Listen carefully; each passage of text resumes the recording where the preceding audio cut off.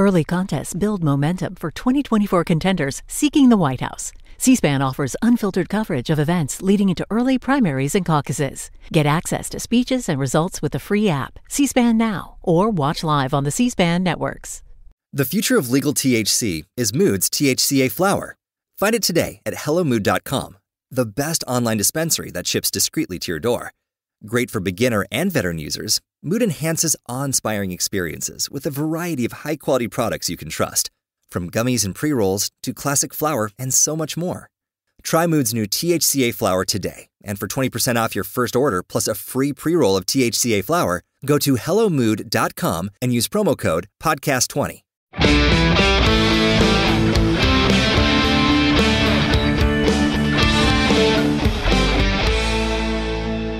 In 2005, two brothers hit the road to chase demons and fight monsters. You know, like you do. After 15 years, they made television history and built a community of dedicated and lasting fans. Sure did. I'm Rob Benedict, and I played God, a.k.a. Chuck Shirley. Yeah, you are, and yeah, you did. And I'm Richard Spade Jr., and I played the Archangel Gabriel, a.k.a. the Trickster, a.k.a. Loki. I also had the privilege of directing a bunch of episodes of the show. Have a few more AKAs, why don't you? Jeez. A.k.a. you're a jerk. Though we've been involved with the series for years and multiple seasons, we never sat down and watched the entire show. Oh, that's not true anymore.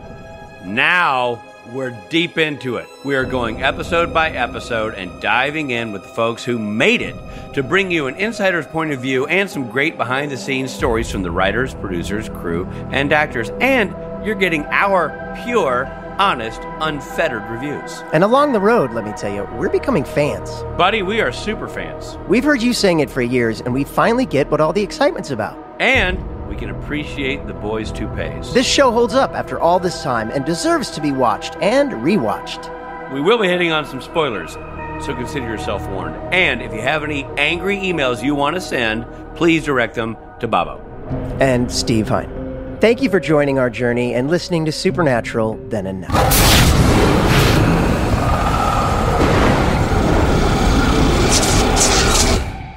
Well, this is a real treat because we reviewed this episode and we talked about it. And by the way, I love that you use treat right after Halloween, Rob. Right. That's the kind of... Say, it's also a trick. It's a trick. I mean, dude, you can't... This is why Rob makes the big bucks in the podcasting space. This is what I'm learning. That's right. Here today, because of his role as Dracula in Monster Movie, but he's done a ton of stuff, including huge roles in 12 Monkeys, The Originals, and The Riches, plus numerous guest spots. And most recently, he was featured in Star Trek Picard as Captain Liam Shaw. Please welcome Todd Stashwick. Hello, Todd. Ta-da! Hello, friends. Hi. Dude, so glad to get you on the podcast. So it is good to be here. Little backstory. As we're spotlighting Todd, we had done, as loyal listeners will know, we did the episode that Todd, Monster Movie that Todd stars in, and just been singing Todd's praises up one side and down the other. Interviewed Ben Edlund about the episode, and then I think it was a day later that Ben Edlund ran into you. Or no, it was the day. Oh, really? It was the day. That's crazy. Yeah. So Ben Edlund runs in, and you guys had never met each other. Is that correct? Not face to face. No, Yeah. It's like, and it took a strike for me to meet Ben as well as Grip King. Yeah. We'd never met face to face. Crazy. Isn't that trippy? Yeah, and then Robbie and I saw Todd at the Supernatural Strike event where we all went out to show our solidarity, and we cornered him, and it was aggressive. We were aggressive, and we said, "You got to do a podcast." It was invasive. It was invasive. It was. And after the restraining orders, time went on. They're still pending. Still pending. That's why we had to get it in this narrow window. Yeah. This is why it's on Zoom because it keeps the distance. Yeah. Exactly. Yeah, normally, as everyone knows, we're live with people. Well, thank you so much for doing this, man. Good to be here. Thanks for inviting me. Okay, so our first question. Last night was Halloween. It was. Yeah. Have you ever dressed up as Dracula for Halloween? As Dracula?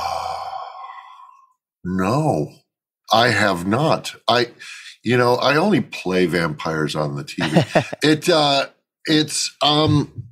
No, I've never. I think I've been vampires, but not specifically Dracula. Stoker's or Lugosi's Dracula. Right. I mean, that's a bullseye of a specificity. Well, you played it so well. It's weird because it's also like cosplaying as your own character from a TV show. I know you kind of nailed it. So it goes into weird. Yeah, I was also on my written here is, has Rich ever dressed up as an angel or me dressed up as God? That's what we played on Supernatural. And yes, it is. And no, I didn't. And no, I didn't. So next question. It's weird. It's almost like naming your animal after a part that you played. You know what I mean? Kind of weird, right? Yeah. Kind of weird. Down, Deacon. Down. Well, if you had dyslexia, Rob, your dog would be named God. You know what I mean? Just saying. Think about that. Think about that. Wow. So let me ask you this. I want to know your origin story on Supernatural. How did you end up getting the role? Did you have any sort of knowledge of the show before? Did you know any producers, or was it just like agent calls you, you audition? I knew about the show because my friend, our dear friend, our mutual beloved Samantha Smith was on, and she and I were in acting school together at Leslie Kahn. Ah, yes. And so it was on my radar, and it's also, it pitches into the wheelhouse of things that I enjoy watching. So yeah, it was on my radar. And then I wish it was a more interesting story than just a straight up drive onto the Radford lot and dance for grandma.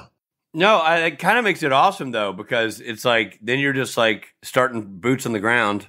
You had no end. I mean, it was just classic work on the copy at home. Remember working on copy at home and driving to a lot? Yeah. Yes. Remember how crazy those halcyon days?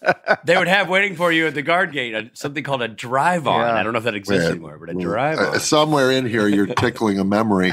Yeah, it was just a straight-up audition like any other.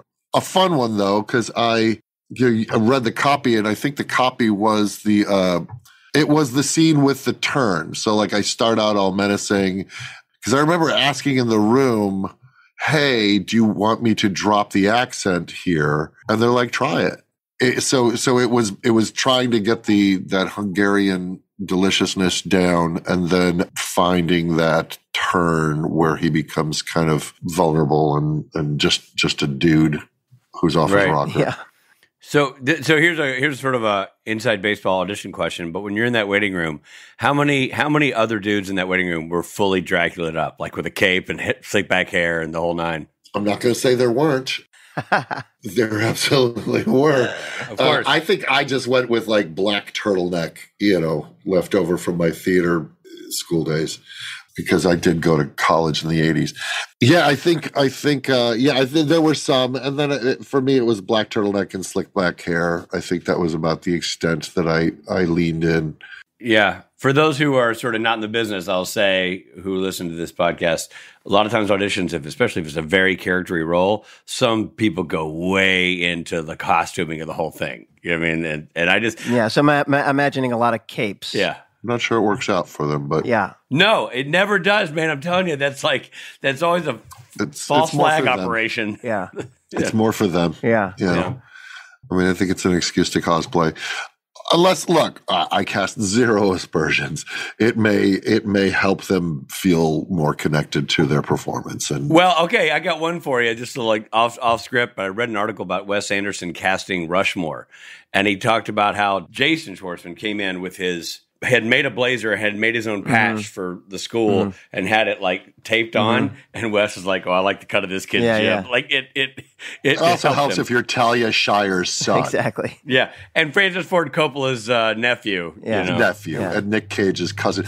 I mean, like those things, I think assisted in that. Yeah. Oh yeah. It wasn't just like some dude walking in. Yeah. 100%. I always feel like there's a little bit of that, like, well, you entered on the 40th floor. You did not start in the mailroom. It's like when Elijah Wood went like full Frodo and made a film to get that part.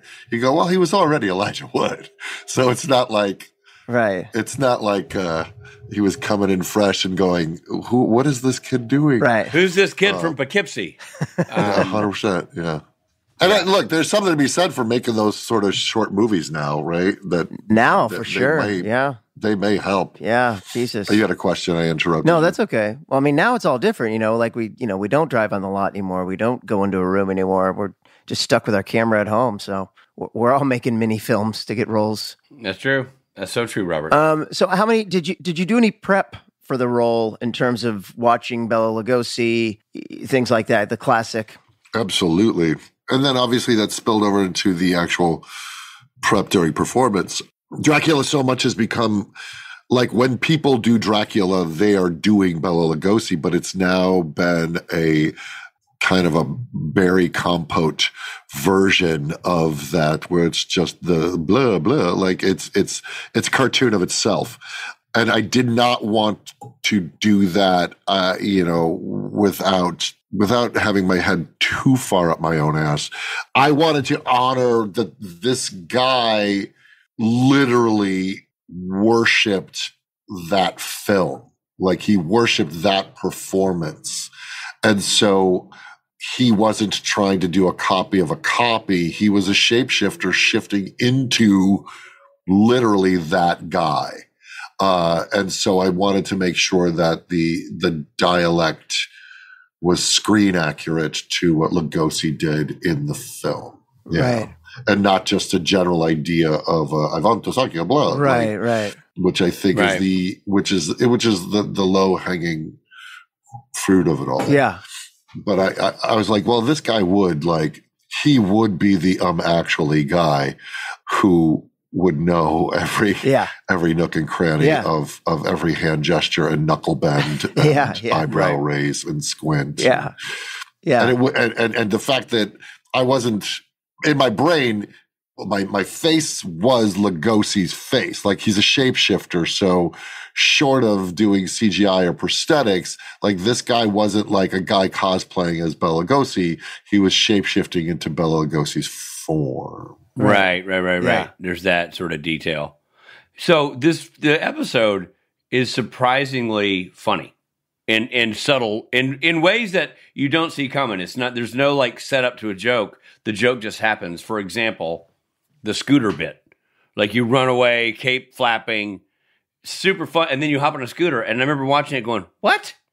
Which, by the way, Bob Singer names as one of his favorite things he's ever done in Supernatural was this episode in particular, and some of the humor that you guys pulled off. So the pizza guy. And so my question is, how much of that was, because you're a very funny dude. You have razor sharp comic timing. How much of that was on the page and you guys pulling it off, or how much of that you and Bob going, ooh, wouldn't it be funny if I hopped on the scooter? Like, no, I mean, no, look, that doesn't come from me on the day. Like they had to rent a scooter, and right, they had to, sure. Obviously, that was all in the that was all in the script. All of the it was such a. I mean, it's Ben, right? So right.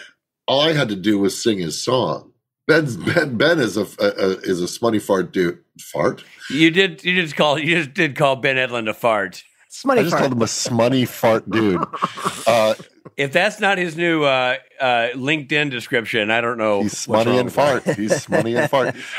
He is a funny, smart dude, and just wickedly talented. As John Rogers, who we all know, I believe, says he's like, think the best episode of your 5 favorite shows, and Ben probably wrote them. Yeah. So all of that, the whole, I have a coupon, like all of that was in the script. Now, what I brought to it was my own rhythms and I think never winking at it. Not at all. That's why it's funny. That's why it works. Yeah, I think just playing it hard straight and also like. I think the fun part, especially with the pizza scene, is the fact that the guy just won't give it up. At the same time, he's still having a business transaction. So it's like, hang on, like you would if you're like a guy in a retirement community who's like, oh, I have a coupon. Hang on, let me find, like all of that, like still playing that truth, but he just won't give up the Dracula bit, right? Which is. I think it's the collision of opposites was where that comedy comes from. I also think the actor who played the pizza guy was great because it was oh my god, that kid! Foil so dry as a bone, like the best foil in the world. And so many of these things we're talking about have become some of the best moments in Supernatural. I mean, we talk about 15 seasons. They'll show like the greatest hits on a reel, on a 3-minute reel, which they did a lot towards the end of the show. And a lot of them are from this episode. And that, in particular, that moment with that kid is such an iconic moment for this show. Even the Ed Wood cross to the door in the mid-century modern house. Yes. It's just like, speaking of Wes Anderson, it's like this squared off shot of me walking to the door. And that's where my stupid choices come in of he's going to remain stated the entire walk. No one's looking at him. Right. There's no one watching him at this point. He's literally gone from his basement to the front door, but he still has the cape up and he's still doing that melodramatic cross to his own front door. That's the kind of stuff that kills me. Yeah. So I'm I got to make sure I do it. I won't just turn to go leave to go upstairs. I have to flutter the cape around in full Lugosi flourish. and that's what was the joy of it. Yes. But I think to your original point, I think because the episode was such an outlier, it was black and white. It was done in this Universal monster movie format. Tone. They nailed the cinematography, Pennsylvania, Transylvania. I think because it stood out and there was such affection for it was not a parody. No. It was genuinely leaning in. And by the way, when you watch those old monster movies, you'll have the same laughs because of how, just Lugosi, they'll just slowly close up on him as he's coming in to kill people, and it takes for freaking ever, which is laughable by today's cinematic pacing standards. Yeah. But because they did it so lovingly in this, it's still funny. Well, and to your point earlier, what we would now be watching, if anybody listening to this goes back and watches Bela Lugosi do Dracula, what they'll see is something they've seen spoofed 1,000 times in things they don't even know they saw spoofed in a Simpsons episode, in something that's not even a direct spoof. You use the term lovingly, and I think that's correct. It's got such a place in the canon of films that it has been picked apart in a way that people are like, "Ooh, we should nod to that. We should nod to this. We should nod to that." And so we've all seen it in bite-sized morsels our entire life. In different programs. Pun intended, yeah. Yeah, I mean, even Morgan Freeman as Vincent the Vegetable Vampire on the Electric Company. It's and the Count. Or the Count, Count Dracula. On Sesame Street. Yeah. Like I said, it is the de facto, when you look at just a Halloween decoration with the Widow's Peak and the Count's, the medallion, that is all just from Lugosi. Right. But it is now a copy of a copy of a copy.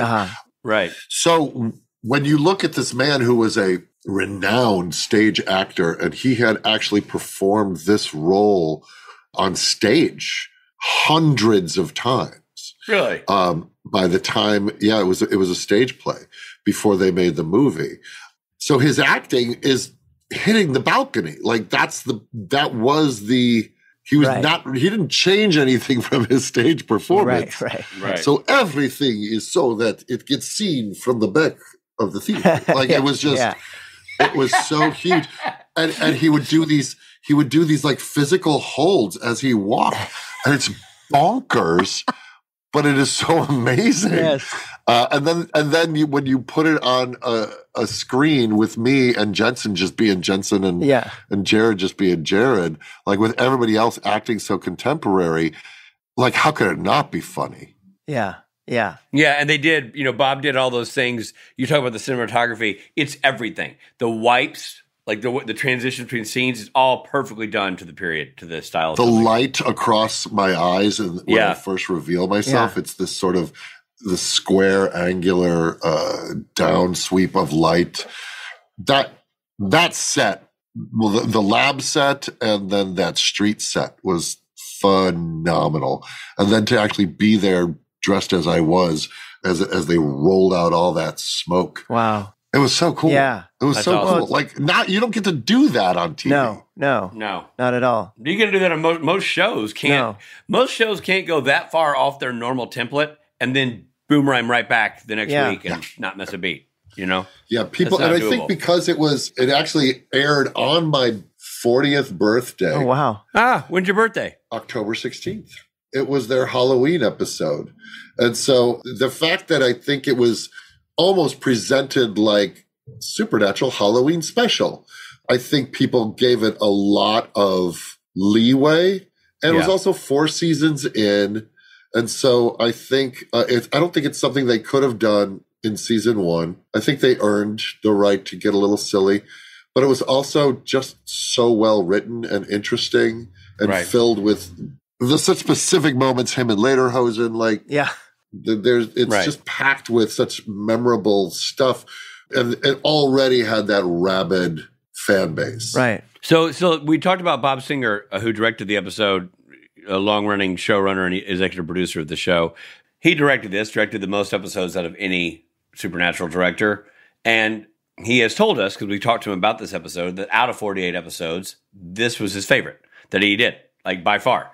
And he even mentioned that shot that you're talking about of lock off, Dracula goes through living room as being one of the favorite shots that he ever had a hand in any episode. So it's so great that you leaned in on that. I'm like, Bob, the scooter and that shot were things that Bob went on and on about. That's so fun. So let's talk about Bob a little bit. Like, what was your experience like working with him? When I came to the set to meet everybody, because when I landed in Vancouver that night, they were like, "Oh, come by," because I think there's probably some like makeup tests or fittings for the fangs, and it was they were in the theater, because I didn't shoot in the theater, but it was where the kid was in the organ. Oh, right. Playing the organ. So I wasn't shooting that day, but I brought it to the set. They'd already been shooting, I think, for a few days on it, and everybody was very excited. They were palpably kind of giddy to step out of their comfort zone with this one. And Bob was just a kid in the candy store, because he was really emulating a lot of that classic cinematography, and I think he was seeing it was working. Yeah. Right. He may have a different experience, but I could see he was he was so eager to come and say hi, and then kind of talking about what they were doing with this shot at that moment. And there was a bit of a bucket list being checked off. You could sort of feel in somebody's heart as he was working on this one. Yeah. Yeah, and he talks about it that way. Absolutely. Ahoy, Rich Spade here. Hope you're enjoying the episode, but we got to pull over for a second for some messages. Hey, this is Richard Spate. You know what? It's 2024. It's a brand new year, and I bet you made some New Year's resolutions, and I bet one of them was to eat healthier. Well, you can get cranking on that resolution right now, my friend, with Factor. Factor's ready-to-eat meal delivery takes the stress out of meal planning and sets you up for success in the new year. Skip the grocery stores, the prep work, the cooking fatigue. I'm getting tired just talking about it. Instead, get chef-crafted, dietitian-approved meals delivered right to your door.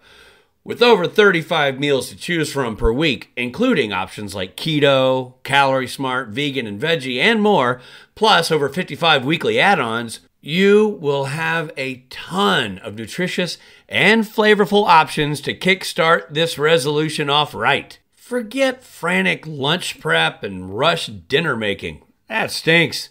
Factor's 2-minute meals, yes, I said 2 minutes, are your secret weapon in the new year. You get to fuel up fast with restaurant-quality meals all delivered right to your door. It doesn't get any easier than that. And Factor now offers loads of snack options like breakfast, smoothies, juices, snacks, and more to keep you going no matter what's on the schedule. So I know what you're asking, Rich, how do I tap into this Factor magic?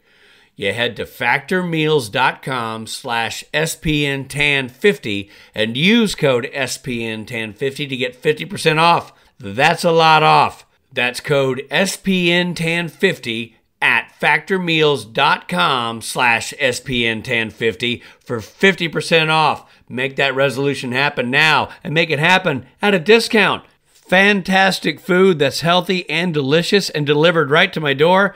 Now that is how you start the new year off right. Early nominating contests build momentum for 2024 contenders seeking the White House.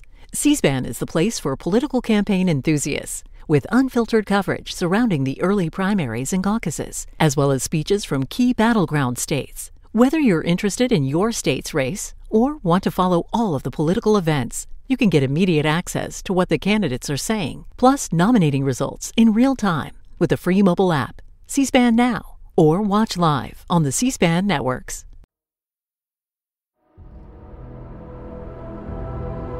Thanks for listening. Now back to the episode. Was it a talk about it being in black and white? Do you remember there being any, like, your makeup had to be a certain way, or were there any adjustments that were made because of that?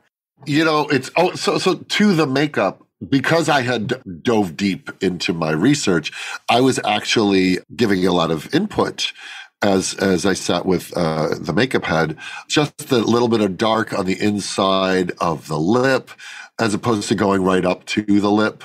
It was just tucked just inside. Like, we were making a lot of very specific, subtle things. One major makeup thing that I lost the fight on. Ooh, here we go. Fangs. Fangs. He didn't have them. Bela Lugosi did not have fangs in the original 30s Dracula. And I got fitted for fangs. And so I was like, well, technically, if we wanted to be screen accurate, he just would like shape his mouth like this. He would just sort of shape his mouth like that, and then just sort of come at the camera, and you never saw sharp teeth. And I think, obviously, because so much time has passed, and there's so many signifiers that say this is Dracula, and one of those things being sharp teeth, they were like, no, you're going to have them. Wow. So I was like, just shut up and hit your mark. You're like, no one is going to nitpick this beyond you. Yeah. I'm like, well, technically, but Bela Lugosi didn't have fangs, so I don't think I should. And that is interesting, though. I lost that fight. That's true, because I don't think I knew that. I think I've just always assumed I see fangs. Now, if you actually go back and watch, I think probably because he played Dracula more than once. Yeah. They did other like rip-off ones that I think he probably eventually did as audience hunger demanded. He probably had them, but if in that original 30s film, he did not have sharp teeth. Wow. Yeah. That's interesting. But as far as all of the other stuff, I'm sure way beyond my pay grade as they spoke to the light directors and what lenses they were using to shoot in black and white. Yeah. Yeah, like all of the specifics about that, I think were irrelevant to me. Like, I just was the makeup palette. Sure. Palette. Yeah. They just paled me out a little bit, and then, like I said, but it sounds like you had a voice in it a little bit. A little bit. Your research brought some knowledge, which is great.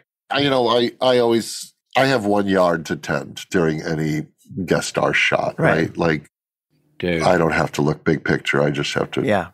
That's a great great saying or great analogy. I've never heard that. That's really good. I've got 1 yard to tend. That's dope. That's it. You mentioned earlier that you had never met Kripke until striking with him alongside him. He may have been in the audition, but by that point, it's just that's literally 15 minutes of my life, totally. If that. Right. And you're focused on something else too. You know? So we had not met, and then he put me also. But you did Revolution. Yeah, he put me on Revolution as well. But you never met him, even when you did that. Yeah, no. So let me ask you this about the Revolution thing. Was Revolution? Was he like, I'm a fan of Todd. Todd, come do this show, or was that another go in the meeting? So the director Steve Boyum and I worked together on, I think it was Hawaii 5-0, and I think because it was around the same time. I think, yeah, we had done Hawaii 5-0. And Steve was like, I was just, because I'm going on to do Revolution, and I feel like that was a straight offer. Nice. Because I think I had just worked with Steve, and Eric knew my bag of tricks. And so I think that was a straight offer for Revolution. I think it was. And Boyum had a lot of ideas and really was excited to, because he directed those episodes, or that episode as well. That's awesome. He often directed Supernatural as well. Yeah, it was cool. Yeah, Robbie. Love that guy. Yeah. Todd, I'm going to ask you kind of an off-the-script question. Do you ever teach? I have. You seem to be a child of the theater, and your language very much speaks to me as an actor. I go, I wonder if this guy teaches. I did. I started out teaching improv through Second City, and then in New York, when I got fired from my bartending gig because the guy wanted to hire more female and hotter, I suddenly found myself teaching 3 improv classes a week, and then that rolled into teaching improv and teaching ongoing classes for Leslie Kahn when I moved to New York. And then I started an improv school called the Hot House that ran for 8 years in LA. So I've spent a good amount of time trying to pass on through whatever my lens. Yeah, well, all that comes in handy too when then you're doing it yourself. Yeah, and certainly improv. I think some of my favorite people are children of improv. Yeah. Now listen, this has been phenomenal. Typically, this is where we'd say goodbye, and we'd go on and do these like the other crap. Where we do mythology stuff, but we want you to stick around. Making you stay. We're making you stick around for some fun right, facts. So this is, and some, we're going to go through some. I like facts. A few Universal monster movie fun facts that you might not know. Fun facts. In 19, it has a theme song. Yeah, it is. You want to hear it? Here, go like this. Fun facts. There's more verses to it. It goes deep. In 1931, Universal made a Spanish-language Dracula movie while the English version was still being shot. The English version shot during the day. The Spanish version shot at night at the same time on the same locations. Did you know that? And what's wild about that is the director was watching Todd Browning. He was watching what he did, and he's like, I could do that better. And so cinematically, there's far more interesting shots in the Spanish language version. Wow. Oh, wow. But so the Spanish language guy was like watching what Browning did, and he's like, man, this is what I would do. And then he would. By the way, how about, you feel bad for Browning, who's over there working his keister off, and then he's like, and who's the Spaniard who keeps lurking around about 4 feet from my chair? And was it all different actors? Don't worry, I'm not here. They used all the same sets. Like it's literally like almost a shot for shot version with different actors, but he does really interesting stuff with the camera that Browning wasn't doing. Wow. That's hilarious. It's wild. Moving on to Frankenstein, Dr. Frankenstein's line, "It's alive, it's alive," was cut for censors. The original line was, it's alive, in the name of God. Now I know what it feels like to be God." Whoa. Yeah. Wow. That's cool. Yeah, that's cool. I never knew that either. No. It's cautionary tale, folks. Cautionary tale. It's cute to find out what censors were worried about back then. Yeah, exactly. Now we have the Kardashians. But, back then they didn't want anybody saying we're going to be God. No. Okay, here's a little tidbit. Lon Chaney Jr. became the only actor in the franchise to play. Can we name what he played? Todd, do you know what? He was the Wolfman. Right. Well, obviously Dracula, because here we are in the Dracula theme. Played Dracula. Frankenstein's monster. And a mummy. Yeah. He played a mummy. He did them all. Yeah, did them all. And his father is famous for The Phantom of the Opera. Yeah. And The Hunchback of Notre Dame. Yeah, really freaky looking. Yeah, family the Chaneys, business. Man. Who played Nosferatu? Who was that actor? That actor always freaked me. Max Schreck. Right, that's right. Yeah, Schreck. he always freaked me out. Which then Chris Walken's character is named that in Batman Returns. Oh, wow. Oh. As a nod. Is named Max Schreck? He's named Max Schreck. Yeah. That's awesome. Like we're getting better fun facts from Stashwick over here. Come on, man. Also, it's a sickness. Our last fun fact is that Bela Lugosi is buried in his Dracula cape, which is amazing. That's cool. That's amazing. Yeah, that's cool. That's cool. Hey, that's a tragic story, but what? How he died? Ed Wood is such a he was a heroin addict. Yeah. Oh my God. It's a tragic story. I mean, they could have chronicled it quite a bit in Ed Wood, right? Which is, I think, my favorite Tim Burton film. For sure. It is just a phenomenal film. Great movie. And Martin Landau's performance is remarkable. Well, it was Academy Award winning. Yeah.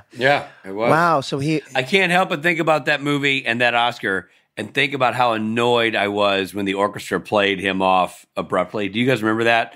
Martin Landau, who'd been, a journeyman forever, number 4 in the call sheet in every Hitchcock movie, and finally gets his moment in the sun, wins an Oscar, and he's like, I'd like to thank da da da da da, and he's like, no, and literally he's like, no, wait, don't play me up, and that was it. And I remember like, him. How about cut the parade of costumes short? Maybe that. Trim that. Maybe one less Billy Crystal song. yeah, exactly. Well, it did well for him. He was recognized after that as an Oscar winner. He was. Yeah. Got to do a lot. Oh of yeah, stuff, no, for sure. That's and his vampire fame was passed on to his daughter. Yeah, who my girlfriend just met on at a convention, and they became fast buddies. I don't know this. Who's his daughter? Juliet Landau played Drusilla on Buffy the Vampire Slayer. Or was it Angel? Yeah. Wow. On Buffy, yeah. I had no idea. I got to meet Lugosi's son. Ooh, really? At a convention. Really? At actually Monsterpalooza. And he looks exactly like him. Oh, wow. It was cool. All right. Now we have some questions for you from our members at Patreon, our special members, listeners. Kara Styler wants to know, what was your favorite line or moment with the character? I love when Jensen calls me, he goes, "You pumpkin pie-eyed freak," and then he goes, "You do know the monster gets killed." That's my Jensen. "You do know the monster gets killed." That's pretty good. And I go, "But this is my movie. In this movie, the hero dies. And the monster." And then I do this forever walk to this like switch, which is supposed to electrocute him. And I take a year and a half just checking in with the switch and looking at Jensen and looking at the switch, and it kills me. Like, I watch that scene, I'm like, guys, I'm going to go like incredibly slow. And Bob was like, do that. I'm like, yeah, because Lugosi would do that. He would like reach for a doorknob or something for like a good year and a half. And it's like this, you're going to have to cut to a commercial break the amount of time I'm going to take. He's like, no, do it. I think that moment alone kills me. And that was around the same moment, I think, that, Jensen has talked about this, where he's in full lederhosen and I'm fully dressed as Dracula, and I lean over to him and I go, "We're both grown men." This is what we do for a living. But I think that scene, that moment kills me. I love the line about how they were meager. Life is meager and messy, but the monsters were elegant. And then I say, I choose elegance. And I did this big thing with the cape. And just that line, I choose elegance, is such a beautiful moment. Yeah. Those are two of my favorites. Yeah. Well, they did such a nice job in Ben and then you performing the character, humanizing a shapeshifter. It was one of the only times that we've had that moment of like genuinely feeling bad for the monster. He's that character's heartbreaking. Right. When he just talks about how his father called him monster and beat him with a shovel. Like, it's horrible. Yeah. It's just so sad. Yeah. And then the fact that, like I said, they let me drop the dialect. I didn't shift into anything. Like, he still stays in the Dracula form, but to watch it drop, and then they left in one of the takes with this lovely grace note when I hit the word terrifying, and I kind of mock myself. I go, that is terrifying. And I jump back in the accent for like a hot second. Yes. I love that. And then, so one story, and it's now notorious. There's a big fight scene at the end, and I'm elbowing Jensen in the face, and he's supposed to take it. And as stunt, there should be like 2 feet between you. Whenever you're throwing a punch, there's 2 feet, and where the camera is, it reads like there's contact being made. But whatever happened that day, I either leaned forward and Jensen leaned forward. That distance got crossed, and I just clocked him. No! And you just watch him like bam, and I immediately am mortified because a stunt gone wrong is a stunt gone wrong, But I'm so stated as Dracula that I'm hitting him. I'm like, ooh, oh, and the minute I clock him, all edifice just drops. I'm like, oh, are you okay? Are you okay? Oh my God, are you okay? And that's in the blooper reel. Oh, really? They show that.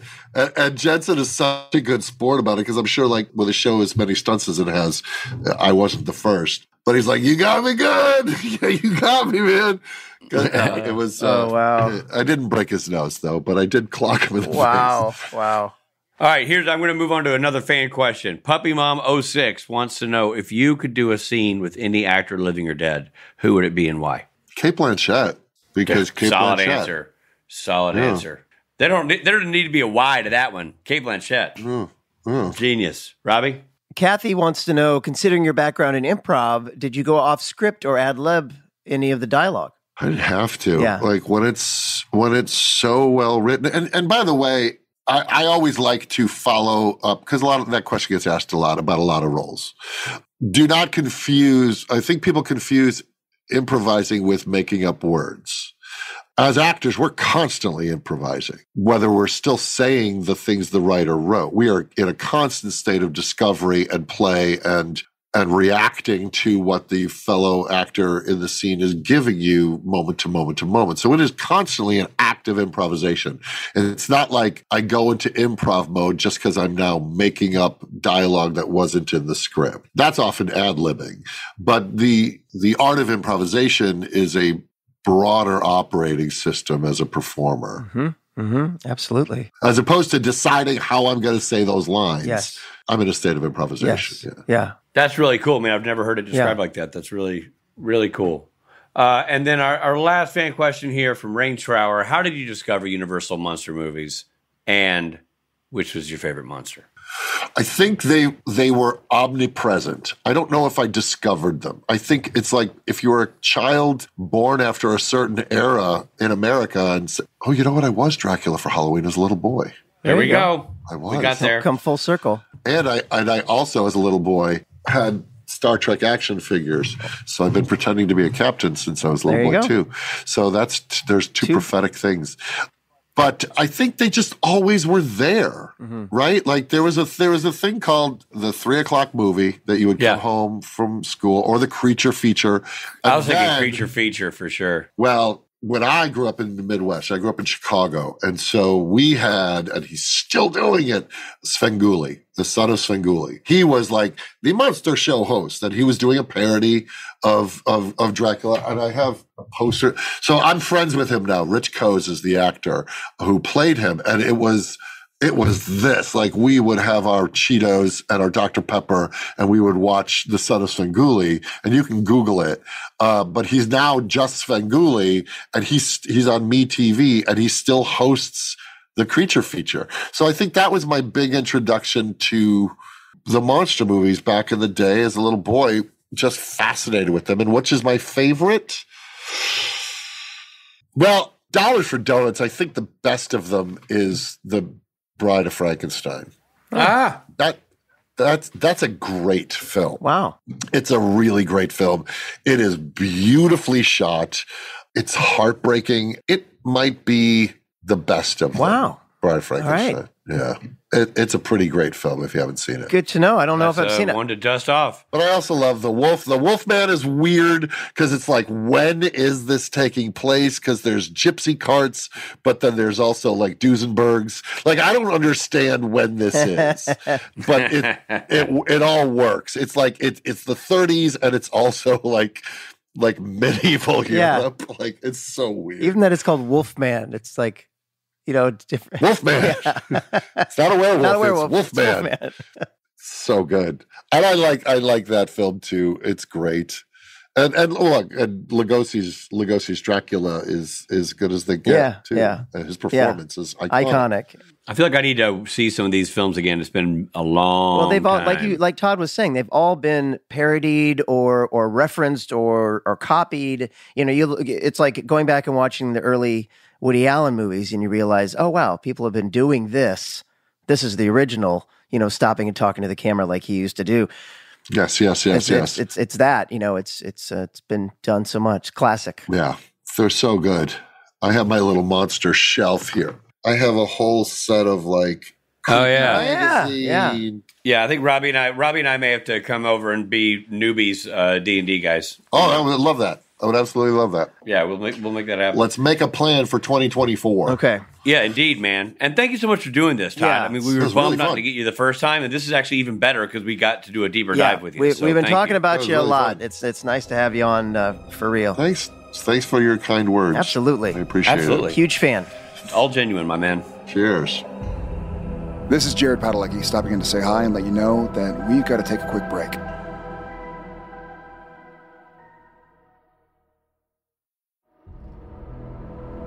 Thank you for supporting Supernatural Then and Now. Early contests build momentum for 2024 contenders seeking the White House. C-SPAN offers unfiltered coverage of events leading into early primaries and caucuses. Get access to speeches and results with the free app, C-SPAN Now, or watch live on the C-SPAN networks. And now, back to the show.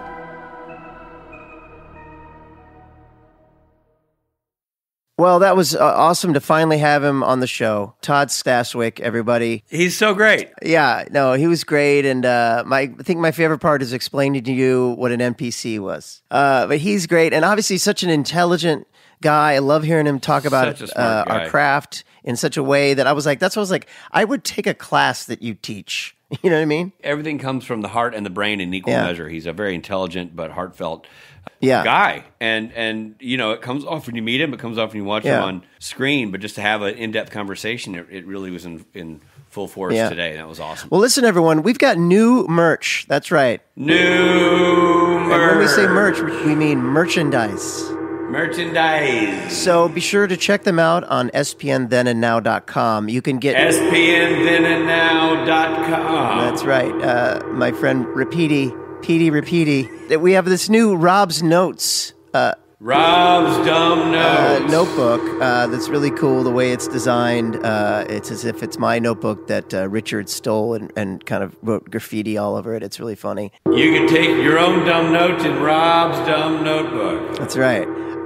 Or you can get a new sticker pack. Brand new sticker There you go. pack. We got t-shirts and tote bags. You need a bag for your tote? We've got tote bags. Rich, you've always been my Flavor Flav. You're the Flavor Flav to my Chuck D. You're like my hype guy. We got t-shirts. What?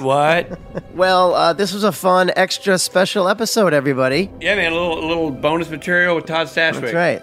I hope you enjoyed it, and we'll see you at the next one. Yes, we will. This episode of Supernatural Then and Now was hosted and executive produced by Richard Spade Jr. and Rob Benedict. Produced by Stephen Hine, written by Stephen Hine and Haida Holscher. And edited and associate produced by Trey Booty.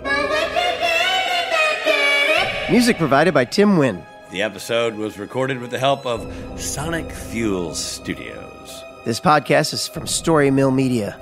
Follow the podcast on Instagram and TikTok at SPN Then and Now. Become a member of the podcast at patreon.com/SPN Then and Now or on Apple.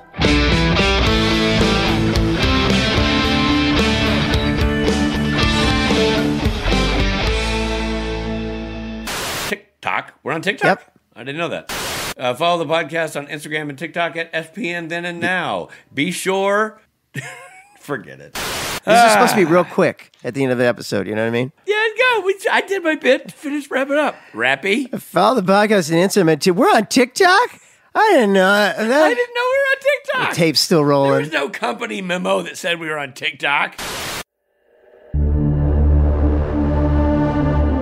Story Mill Media.